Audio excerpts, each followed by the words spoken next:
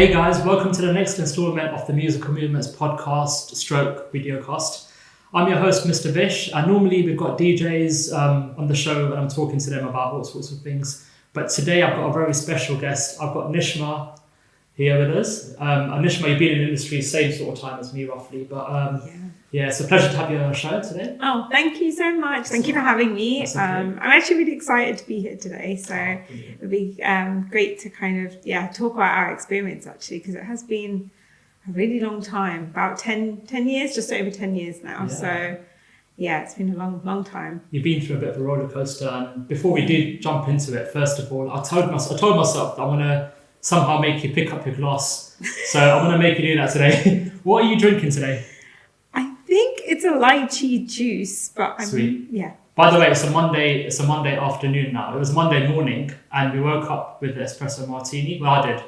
The best form of coffee, and now I've got a spritz of some sort. So we're sitting in Hey Bartender. Check them out, Hey Bartender, beverage boutique. We're sitting in their lovely bar. Best place to be on a Monday morning. So yeah. But Nishma, talking about your journey a little bit. Now, you started off with Doves and Peacocks. I want to take you back a little bit and just explain to us a little bit about your journey and why you shifted from Doves and Peacocks to where you are today. Yeah, so Doves and Peacocks was a stationery company, and we used to do all these like weird and wacky things, trying to bring in different parts of people's personality basically, and create like stationery that was bespoke to them. And I did that, up until 2019. I actually had my twin daughters, and I think at that point I'd kind of done so many weddings, because as you know, every wedding season is always just packed, and having done it for about 7 years, I'd done so many weddings, I'd seen so many weddings, and then I think for me, I just got to a point where I loved what I was doing, but I just wanted to do something a bit different and just do something that was really going to help people, but in a very different way. And then come 2020, I had this idea actually, because my sister got married in 2019, and we're a family of 3 girls. So she was the last one that got married. And she was so stressed out planning her wedding that I just thought, God, like it's mad how there is nowhere for brides to come together. Like they are quite stressed when they're planning a wedding. There's just so much to do. But there's nowhere for them to actually talk to each other or relate. And you know, we're a family of 3 girls, so you think we'd all be able to help each other, but we were so much at different points in our life and the wedding industry changes so much as the years go on, that actually what we could say to my sister wasn't very consoling at all, because she was like, well, I'm going through this, not you guys aren't. And so that stuck with me, and I really wanted to create a safe space where brides could come together, like cross-reference who they're using, talk to each other. And then obviously I was busy with my twin daughters, so nothing really happened. And then the pandemic hit, and I kept thinking to myself, oh my God, like if this is my sister, she would be losing her mind right now, not knowing what to do with her wedding plans. And I kept thinking, everyone that has a wedding planner at least has somebody that can help them, like find some sanity in the madness kind of thing. Whereas everyone that doesn't use a wedding planner, which, a lot of people don't still in the industry, I thought, God, I don't know what they're doing. So anyway, I thought I'm going to give this a go. So I created the Asian Bride Sorority, and literally, like within about 8 months, we had like over 1,000 brides in there. There was like, it was honestly in a month we had like 200 posts. Like it blew up, and brides loved it. They made friendships from it, and so a lot's changed actually while I've been in the industry. What I was doing is totally different to what I'm doing now, but I really love it. Brilliant. You created a lot of noise with it, because I know when you first started it off, and like it was like a magnet, and loads of people were attracted to it because they could relate to what you were doing, and they were like, we haven't got a place to go to. This is finally our platform to express our concerns. Because like COVID is something that no one's ever gone through. Like a pandemic, no one's gone through it. No one's been in a situation where the weddings have to be postponed, and it's it's a strange place to be in without support, and it can be a lonely industry without people around you.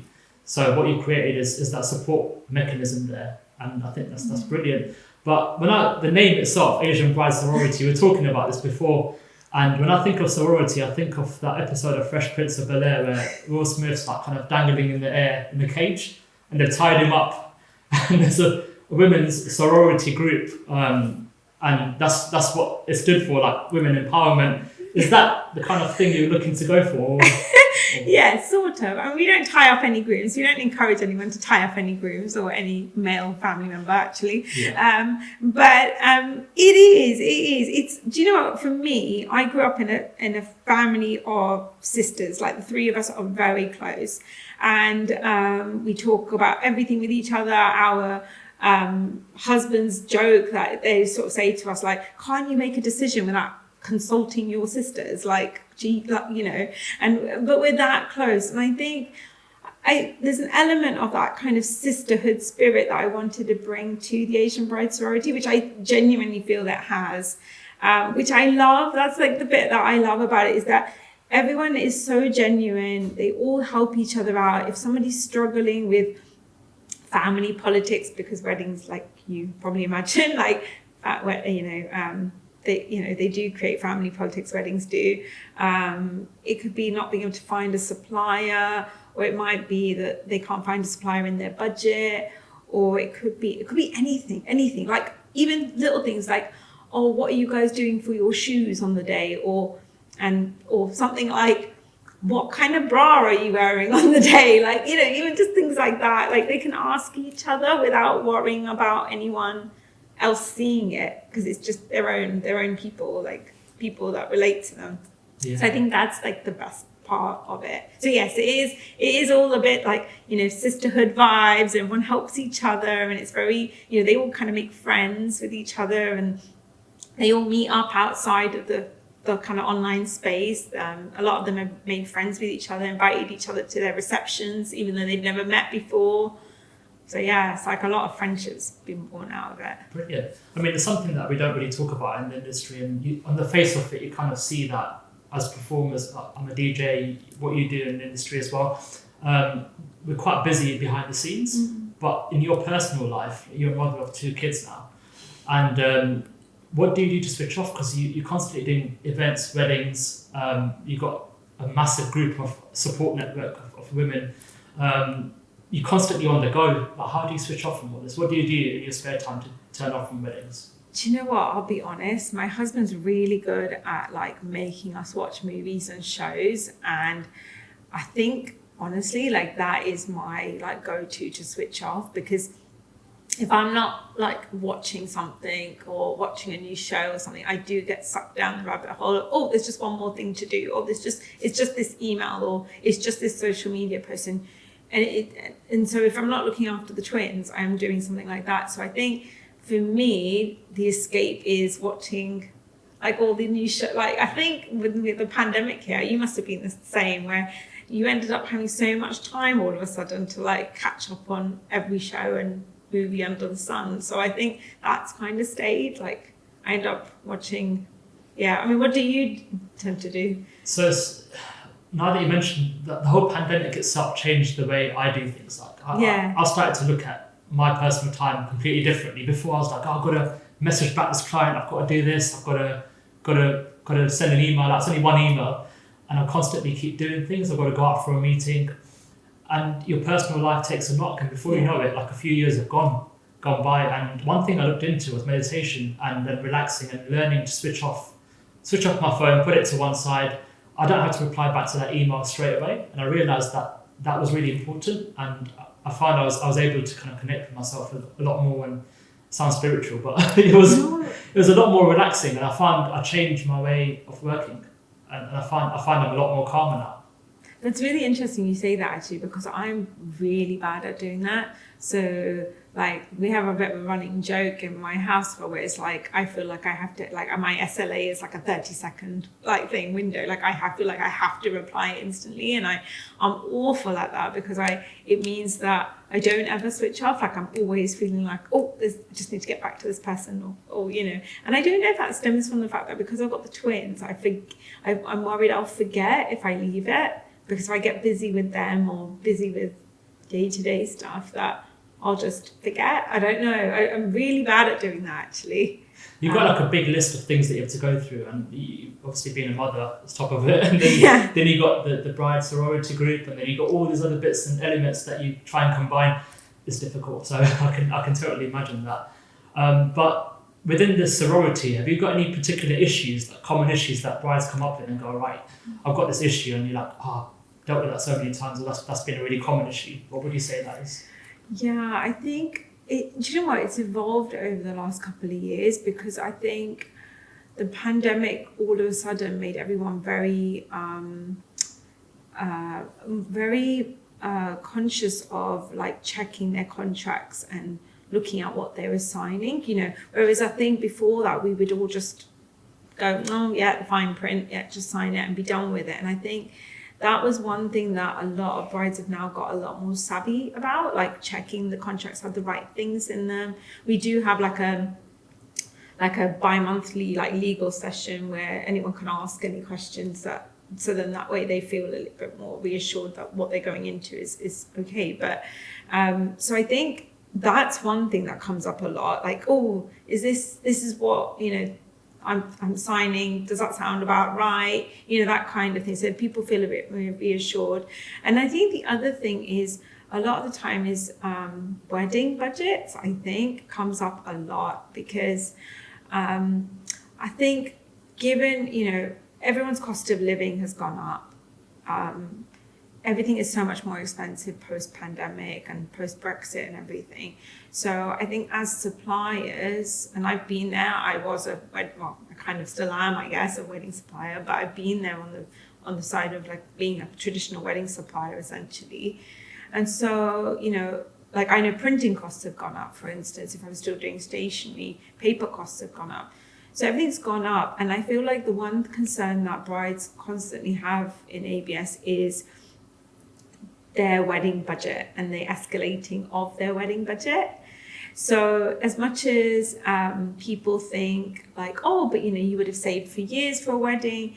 I think, yes, they've saved years for a wedding, but I think when you actually have to part with money, not in its hundreds, but in its thousands, there's an element of, it's not that they don't want to be spending the money. Of course, it's their big day. They want to spend the money. They want the best wedding ever. But I think the anxiety they feel for some of them, when they're parting with money in thousands of pounds, when, let's be honest, like the only other time you would do that is if you're buying a car or a house,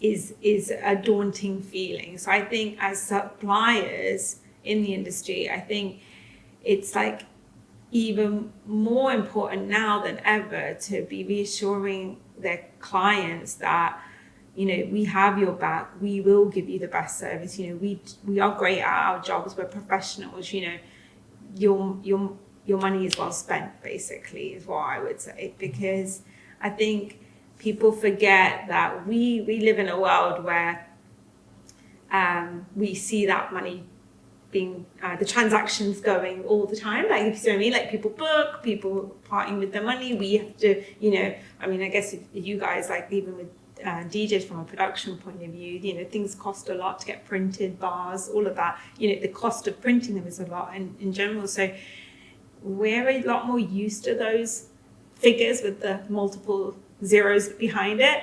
But like your average bride and a groom in some ways as well, like, they're not used to fighting with that kind of level of money. So it's not the fact that they don't want to, it's the fact that it's a scary thought. Like, oh, you know, there's so much talk about, oh my God, my bank balance is just depleting. Like, yeah, because you don't know that. It's difficult as a couple. Like, it's the first time most of the time, it's the first time you're getting married. You don't know how much things cost. Yeah. You just don't know. And when someone asks you, what's your budget? You wouldn't know. You wouldn't know how much a a DJ costs, how much a florist would cost, how much decor would cost, until you go through the process itself. So when they ask you what's your budget, you're like, well, what should it be? Yeah, exactly. Like that, what you've hit is like, and I think when I was in the industry as a stationery provider and I would say, what's your budget? I didn't actually realize how much, in some ways, that's a really unhelpful question to ask a couple, because they honestly don't know. And it's not the fact they don't want to give you a budget, they just don't even know what figure to say, like, because they either feel like they're going to say something that's going to make them sound silly, or they're going to say something that's way beyond what that person charges and they are going to get ripped off. Do you see what I mean? And it's not that as industry people, anyone wants to do that, but in most cases, these couples have only just met that supplier, so they don't know how they work, right? So I think, again, like you said, like if you don't know, you don't know. So I think sometimes it's probably more helpful for suppliers to be a bit more like forthcoming with their information and be like, do you know what? It's fine. If you don't know what your budget is, this is your scale. You could have this and you're starting at this price. You can have this and this will give you all of this. And then they can go away and go, oh, actually, we sit somewhere here on the sliding scale. I think, again, that makes it so much more helpful. And I think brides will be more, willing to then open up and have that conversation, I think, with suppliers a bit more. It's a good point that you touched on there, because now you've flipped it over and you're seeing it from a bride's perspective, from being a supplier and seeing it from that one perspective, you're now seeing it from their perspective. So would you say there's any tips or anything that you would say to a supplier to say, right, this is something that you should be mindful of? Like I've seen a lot of brides that are scared of this or that don't know about this. Would you suggest anything to suppliers to be mindful of? Yeah, I think just where you can, don't dismiss a client completely if they can't tell you what their budget is, because they genuinely are not, they just don't know in most cases. And I think and I think in some ways, and I'm sure a lot of suppliers do this anyway, so it's probably something that a lot of people are watching this and going, well, we do that, but I think it's taking the time to educate brides on where their money is going as well, because I had this conversation actually with a photographer a couple of months ago, and I said that for them, they may think you're just taking the photos and it's going to get put into an album, and yes, they're going to but what they don't realize, as soon as that wedding's over, the only thing they have left is their photos and their videos. So as soon as, and you probably found this when you got married, as soon as the wedding was over, you're so eager to see the photos. Like, you're just like, I just want to see the memories from what just happened, basically. And I think, like, talking through the couples that this is what you're paying for, this the memories, it's the emotional connection that you'll have with your pictures. I think that is a better sale than going straight in with, like, these are my packages, like, take it or leave it kind of thing. Like, one of the things that really touched me when I went through the whole process of getting married myself is that everything was a blur. It was so quick and so fast. You think about it, a reception, you've got 7 hours or 6 hours. You're like, yeah, it's plenty of time. But 6-7 hours in the grand scheme of things, it flies so quickly. And I didn't realise that until I went through it myself. So the only memories you do have are those photographs and the videos. And, like, I can't remember doing that, but that was a cool moment. And you look back to that moment, you're like, yeah, that reminds me of certain things. So yeah, I went through that process and I was like, I totally understand and can relate to that. But seeing it from a DJ booth perspective, I never really realised that the bride and groom go through all this until we actually go through it ourselves. So it's good that you're doing things behind the scenes and that you're now seeing it from another perspective as well. So is there anything strange that a bride has come up to you and gone, you know what, I'm facing this situation, and you've been like, I'm surprised I've never come across that before? Is there anything that comes to mind? God, that's a good question, actually. I think, do you know what? The thing that comes up, which I'm always really shocked about, is when brides have brought up the issues that they face with their mother-in-laws. And I know that sounds so cliche, and I think the thing that shocks me the most now is with this new generation, essentially, where the moms are a lot younger. In some cases, they may have been born and brought up here. In some cases, okay, they moved over when they were young, but they've been, in majority, of their cases, that we've lived in this society for a long time, and the sometimes the lack of acceptance of their daughter-in-law leading up to the wedding is still really shocks me. Some of them find it so stressful they can't make a decision because their in-laws are being quite I guess forceful about what they want. And I'm not saying that necessarily the brides are completely innocent to this. Obviously, they've been born and brought up here in some of those cases. They have careers, well accomplished in what they've done. So they obviously have quite a strong opinion of what they want. So I guess in some instances maybe they butt heads. But I've heard some really sad stories of where the in-laws have given brides ultimatums days before the weddings. To the point where I've had to have Zoom calls with some of them, and it's not, this is just me saying, like, they will come to me and they're just so upset, and I'm like, okay, do you know what? Let's just jump on a Zoom call and we'll just talk about it. If it helps, kind of thing.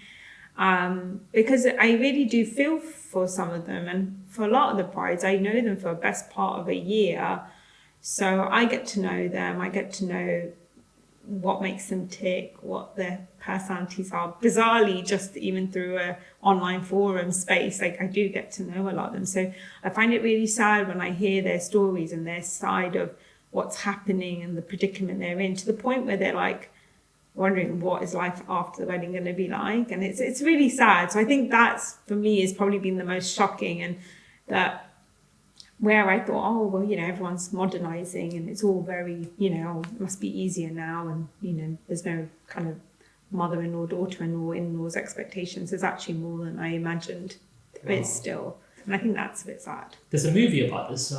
Jennifer Lopez was starring in it ages ago. So I thought this was an old issue, but it seems like it's quite relevant to this day and age. It was called Monster-in-Law, actually. I don't know if you've seen it before. No, but it's a comedy.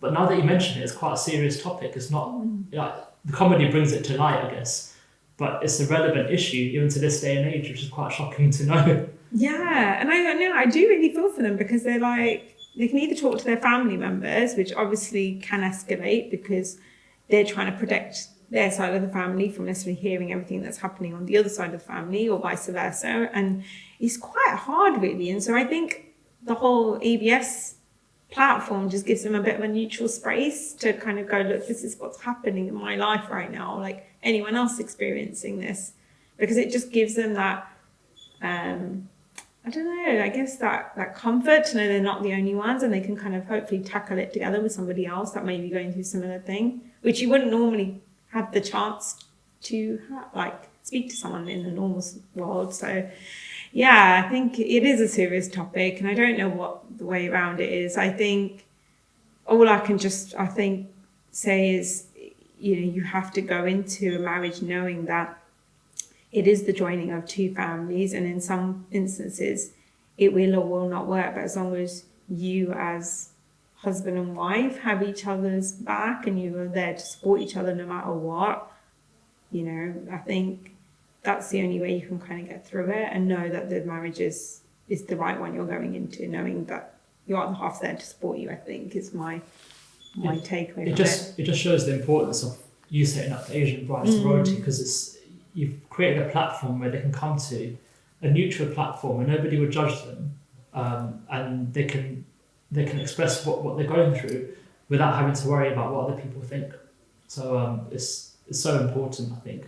And how do people actually subscribe to your network? So we've got like a 14-day free trial, so they can give it a go and see if it's for them, because I appreciate it's not necessarily for everyone, or they might be thinking, oh, is this actually even going to help me? Like, I've done it all, or I've booked everything big. But you just go to the AsianBrideSorority.com and you can register there. And that's it. And then you get sent all the details, and we're there on hand, me and my community manager, Sam. And it's a really lovely space though. Most of the time, everyone that joins, no one ever wants to leave, even after their wedding. So that's quite funny. So Nishma, going back to your own wedding day, backtracking to that special day, Was there any situation that you went through that you were surprised about? Or they were like, wow, we didn't expect this? Do you know what? There were a few things that happened. Like, it was the first wedding in our family, and we hadn't had a wedding for like, I don't know, like 30 odd years or something in our family. So I was the first in my family, and I wasn't in the industry back then, so I didn't have no inside contacts or anything like that.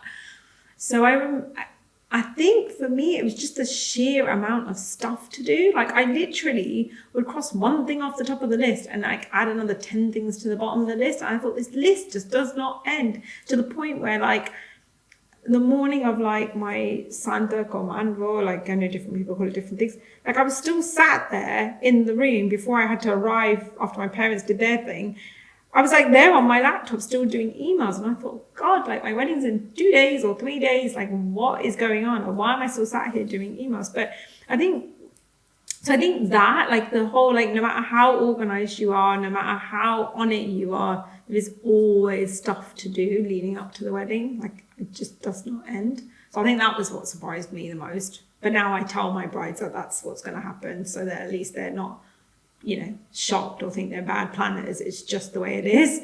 And then I think the other thing was, it's just all the little things that you kind of mess up on that no one really recognizes, and you stress so much to make everything perfect, but actually no one notices anything. Like, we forgot the groom's gift at home. My parents bought him a watch. We forgot it at home in the cupboard. We didn't even remember to take it with us. So he got no gift. I got all the gold. He got nothing on the day. And then the other thing was, the coach company decided they didn't communicate that they had a cut-off time. So we had to so basically his side of the family had to leave a bit earlier, because otherwise the coach was going to leave. They were like, we're going to leave if you don't come. I was like, okay. So that happened. So yeah, there's all these and then 4 weeks before my wedding, or 5 weeks before my wedding, the company that was going to do my mandap and my photography and stuff cancelled. So I actually had to like scramble to find a new mandap, which it worked out in the end. I ended up getting the mandap I wanted and stuff. But yeah, so that just the moral of the story is, like, things don't go to plan, but you just have to roll with it, I think. There's a lot of little things that you can't change. Like, we made an entrance and we completely forgot to pop the champagne bottle because we got caught up dancing. I don't know why, like, nobody ever does that, because you got a cake there, and we didn't think about the cake. Looking back at the video, we're like, they were so close to the cake, it was going to be knocked over. But we just got caught up dancing to our own entrance. We enjoyed it so much that we got caught up. We kind of shoved the bottle to one side and just danced around the cake. And you just forget about certain things. It just goes out of your mind because there's so much happening. But the main thing that you touched on there is to just simply go with the flow. Yeah, you just can't stress about things. Although, having said that, on the bottle thing, my one tip would be to everybody is have a friend or somebody take off all the wrapper off the bottle and twist the thing so it's just ready to come off, so that when a groom comes in and is going to pop the bottle, it's not such a faff, and it's also not such a long time to get everything off. I always like getting the bride and groom to sort of down their drinks when they're doing their little toast. I love making them do that, so I'll get that reaction after. Yeah. But yeah, no, it's an important tip, that is it, actually. And also, I wanted to ask you about your about the Asian Bride Sorority, and if it wasn't for the COVID pandemic, would you have created that? I think I would have. I think the uptake maybe would have been slower. I do think also maybe the direction it would have gone in would have been a bit different. I think the pandemic meant that I got to help lots of brides through what was a really, really hard year for a lot of them. Some, like, had to postpone like 3 times, 4 times, 5 times. And some of them who joined in 2020 have only just got married, which is like crazy. So I think it would have maybe changed and evolved slightly differently, but I think I would have created it, just maybe a bit slower. So maybe I wouldn't have been in 2020. Maybe I would have waited till my girls were a bit bigger, like my twins. God knows, but I don't know. But I'm glad I did, because it helped so many people. Yeah. And it still is. So I really feel quite proud of it. And if you weren't in the events industry, I always ask this question, but what would you see yourself doing if you were never in the events industry? Oh God, do you know what? I think I'd be in advertising still. So before I joined the wedding industry, I had a whole career in advertising. And I think I'd still be there because I left the advertising industry because Doves and Peacocks got so busy. Otherwise I would have still been in that industry. Yeah. So would you go back to it after the events industry life after it, or? Do you know what? Probably not, because advertising's a work hard, play hard kind of environment. It's a very young industry. It may have changed now, but I remember it just wasn't something that a lot of women could juggle with motherhood as well. It was quite, like I said, a lot could have changed now, but it was it was an industry where you literally worked really hard. So if you were on a pitch, you would be there till 3 a.m.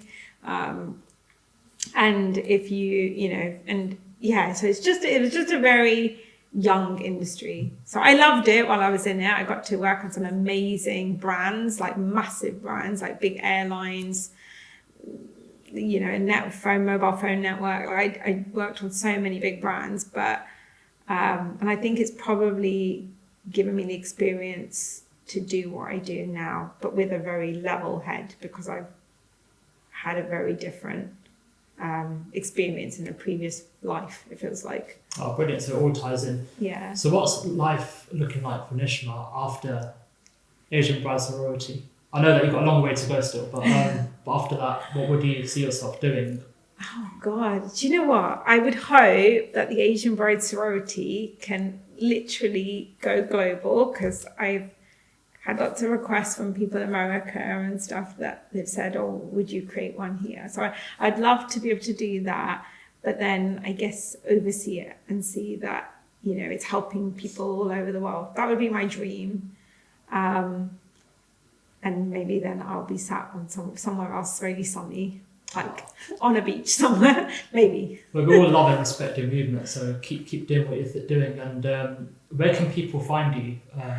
Yes. Where can people find Asian Bride Sorority? So you can find me on Instagram. And I do share lots of tips on my Instagram profile as well. So it's just Asian Bride Sorority. If you search for it, it'll come up. And then you can also find me at asianbridesorority.com, which is where you can kind of sign up for your free trial and give it a go. Right, thank you so much, Nishma. And we've got some pizza waiting for you over there as well once you've finished the show. But yeah, thank you for joining us today. It's been a pleasure, and hopefully we'll have you back on again soon. Yeah, thank you so much for having me. It was actually really nice to talk about it. I've never had the opportunity to talk about it in this way, so it's been really nice. So thank you for having me. It was a pleasure. Make sure you please follow Nishma at Asian Bride Sorority, and follow us up on the socials as well at Musical Movements, Hey Bartender, and Beverage Boutique, and we'll see you in the next show.